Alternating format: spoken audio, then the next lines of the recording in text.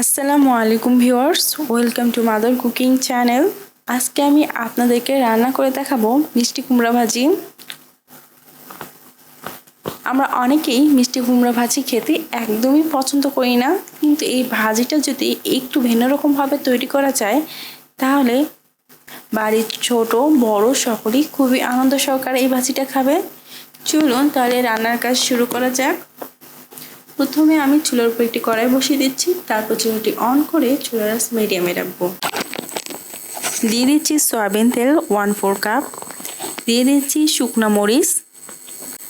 মিষ্টি কুমড়া ভাজিতে শুকনো মরিচ ব্যবহার করলে রান্নার পর এই ভাজিটা থেকে খুবই সুন্দর একটা স্মেল বের হয় এবং খেতেও কিন্তু খুবই ভালো লাগে।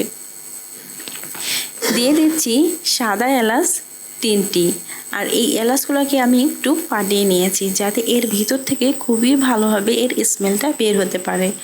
দিয়ে দিচ্ছি দারচিনি 3টি, লং 3টি। এখন আমি এই সব উপকরণসমূহকে একটু ভালোভাবে নেড়ে দিব। দিয়ে দিচ্ছি তেজপাতা 2টি, পেঁয়াজ কুচি 1/4 কাপ। এখন আমি এই সব উপকরণসমূহকে খুবই ভালোভাবে ফ্রাই করে নিব। ফ্রাই করার এক পর্যায়ে আপনারা দেখতে পাচ্ছেন এই সময় পেঁয়াজগুলো প্রায় আধা ভাজা হয়ে গেছে। এখন আমি দিয়ে দিব আদা ও রসুন থেতলানো। এই সময় চুলার আঁচ মিডিয়াম লো করে দিব। তারপর আমি এই সব উপকরণসমূহকে খুব ভালোভাবে কষিয়ে নিব। আর এই উপকরণসমূহকে আমি ঠিক ততক্ষণ পর্যন্ত কষাবো যতক্ষণ না পর্যন্ত আদা ও রসুনের কাঁচা গন্ধ চলে না যায়। আপনারা দেখতে পাচ্ছেন এই সময় মশলাগুলো খুবই ভালোভাবে ফ্রাই হয়ে গেছে এবং আদা ও রসুনের কাঁচা গন্ধ চলে গেছে। এখন আমি দিয়ে দেব হলুদের গুঁড়া 1 চা চামচ, লবণ পরিমাণ মতো। তারপর এই সব উপকরণসমূহকে একটু ভালোভাবে নেড়ে দিয়ে দিচ্ছি মিষ্টি কুমড়া। আর এই মিষ্টি কুমড়াগুলোকে আমি আগে থেকেই ছোট ছোট করে কেটে খুব ভালোভাবে ধুয়ে রেখেছিলাম। এখন আমি এই সব উপকরণসমূহকে ভালোভাবে কষিয়ে নিব। এখানে আমি প্রায় 500 গ্রামের মতো মিষ্টি কুমড়া নিয়েছি, আর এই মিষ্টি কুমড়াগুলোকে আমি অনবরত কষিয়ে কষিয়ে রান্না করব। আর এই মিষ্টি কুমড়া রান্না করার সময় আমি কোনো প্রকারের পানি ব্যবহার করব না, কেননা পানি ব্যবহার করলে তরকারিটা অনেক সময় খেতে কিন্তু পানসা পানসা লাগে। তাই আমি কোনো প্রকার পানি ব্যবহার করা ছাড়া এই তরকারিটা রান্না করব। আমি প্রায় 4 থেকে 5 মিনিটের মতো সময় এই তরকারিটাকে খুবই ভালোভাবে কষিয়ে নিয়েছি।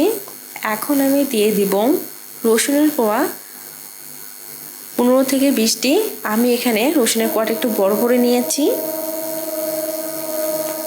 এখন আমি আবার অনবরত কষিয়ে কষিয়ে মিষ্টি কুমড়াটাকে রান্না করব। রান্নার এক পর্যায়ে মিষ্টি কুমড়াগুলো প্রায় 80% কুক হয়ে গেছে। এখন আমি দিয়ে দিব কাঁচামরিচ 3টি।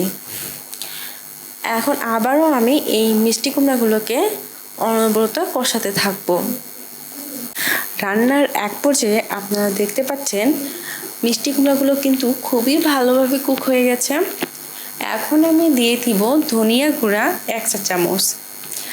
এই ধনিয়া গুঁড়া ব্যবহার করার কারণে মিষ্টি কুমড়া তরকারিটা থেকে খুবই সুন্দর একটা স্মেল পাওয়া যায় এবং রান্নার পরে এই মিষ্টি কুমড়াটা খেতেও কিন্তু অনেক ভালো লাগে।